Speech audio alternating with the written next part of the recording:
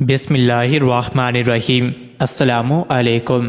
روزانہ واقعات سننے کے لیے اس چینل کو سبسکرائب کریں۔ اللہ پاک نے پیارے نبی حضرت محمد صلی اللہ علیہ وآلہ وسلم کی زندگی کو ہمارے لیے بہترین نمونہ بنایا ہے، جن کی زندگی سے ہمیں ہر معاملے میں رہنمائی ملتی ہے۔ اسلام نے عورتوں کی کچھ حقوق و فرائض تعین کیے ہیں، جن کی وجہ سے عورتوں کو معاشرے میں تحفظ اور مقام ملا ہے۔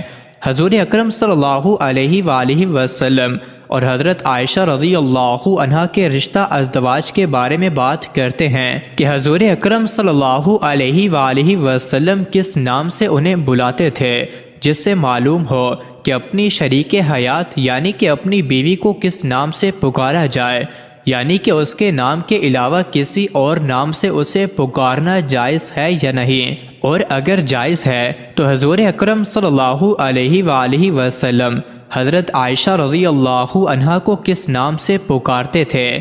بعض لوگوں میں مشہور ہے کہ عورت اگر شوہر کا نام لے لے تو اس سے نکاح ٹوٹ جاتا ہے۔ یہ بالکل غلط ہے، بلکہ یہ بات لوگوں نے اس لیے گھڑ رکھی ہے کہ بیوی اس بات سے ڈر کر ہی شوہر کا نام مت لے اور دب کر رہے۔ بخاری کی حدیث نمبر 1832 میں اس طرح روایت ہے کہ نبی کریم صلی اللہ علیہ وآلہ وسلم نے حضرت سلمان رضی اللہ عنہ اور حضرت ابو دردہ رضی اللہ عنہ کی آپس میں اخوت قائم کی اور انہیں آپس میں بھائی بھائی بنا دیا۔ تو ایک بار حضرت سلمان رضی اللہ عنہ اور حضرت ابو دردہ رضی اللہ عنہ سے ملنے آئے۔ حضرت سلمان رضی اللہ عنہ نے ان کی بیوی کو پراگندہ اور کام کاج والے لباس میں دیکھا تو کہنے لگے، یہ کیا حالت بنا رکھی ہے؟ وہ کہنے لگی، آپ کے بھائی ابو دردہ کو دنیا کی حاجت اور ضرورت ہی نہیں، اور نہ ہی میری۔ اتنی دیر میں ابو دردہ رضی اللہ عنہ بھی آ گئے اور ان کے لیے کھانا رکھا۔ تو حضرت سلمان رضی اللہ تعالیٰ کہنے لگے، بھائی کھاؤ۔ ابو دردہ کہنے لگے، میں روزے سے ہوں۔ سلمان رضی اللہ تعالیٰ عنہ کہنے لگے، تم کھاؤ گے تو میں بھی کھاؤں گا۔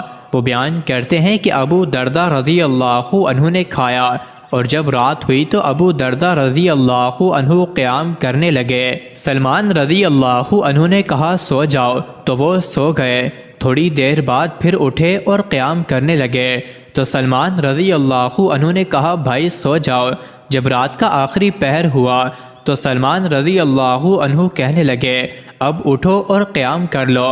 تو پھر دونوں نے نماز پڑھی اور بعد میں سلمان رضی اللہ عنہ کہنے لگے، بلا شبہ تیرے رب کا بھی تجھ پر حق ہے، اور تیری جان کا بھی تجھ پر حق ہے، اور تیری بیوی کا بھی تجھ پر حق ہے۔ تو ہر حقدار کو اس کا حق ادا کرو۔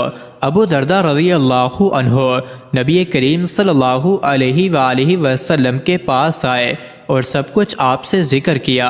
تو نبی صلی اللہ علیہ وآلہ وسلم نے فرمایا، سلمان نے سچ کہا ہے، تیری بیوی کا بھی تجھ پر حق ہے۔ دیکھا جائے تو کسی بھی حدیث یا تفسیر میں ایسی کوئی مسند روایت موجود نہیں کہ بیوی اپنے شوہر کا اور شوہر اپنی بیوی کا نام نہیں لے سکتا۔ عورت کو اپنے شوہر کا نام لے کر پکارنا جائز تو ہے، لیکن خلاف ادب ہے۔ جیسے بیٹے کا اپنے والد کو نام لے کر پکارنا، یہ خلاف ادب ہے۔ بیوی اپنے شوہر کو منع کے ابو، سلمان کے ابو وغیرہ کہہ کر پکاریں۔ اگر ابھی اولاد پیدا نہ ہوئی ہو تو فلاں کے چچا، فلاں کے ماموں کہہ کر بھی پکار سکتی ہیں۔ اسی طرح شوہر بھی اپنی بیوی کو فلاں کی امی وغیرہ کہہ کر پکارے تو زیادہ مناسب ہے۔ الغرض جو انداز زیادہ مہذب ہو وہ اختیار کیا جائے، یعنی بیوی اپنے شوہر کو ادب کے دائرے میں رہتے ہوئے جو بھی پکارے گی وہ مناسب ہی ہوگا۔ صدر الشرح میں یہاں تک لکھا ہے کہ عورت کے لیے یہ مکروہ ہے کہ وہ شوہر کو نام لے کر پکارے، لیکن اس بات کا تعلق بھی 100% آپ کی تہذیب سے ہے، یعنی یہ بات اس پر منحصر کرتی ہے کہ آپ کون سے علاقے میں رہتے ہیں اور وہاں پر لوگوں کا کیا رواج ہے۔ اگر آپ کے ارد گرد لوگ ایسے ہیں کہ جو بیوی کے شوہر کا نام لینے کو برا سمجھتے ہیں تو پھر آپ بھی پابند ہیں، کیونکہ اگر ایسے علاقے میں آپ اس کے خلاف جائیں گے تو آپ بے ادب کہلائیں گے۔ بہتر یہ ہے کہ بیوی اپنے خاوند کو نام لے کر نہ پکارے۔ اگرچہ نام لے کر پکارنا جائز ہے، لیکن یہ بات یاد رکھیے کہ بیوی اپنے شوہر کا نام لے سکتی ہے اور شوہر بھی اپنی بیوی کا، کیونکہ شرعاً اس میں کوئی حرج نہیں ہے۔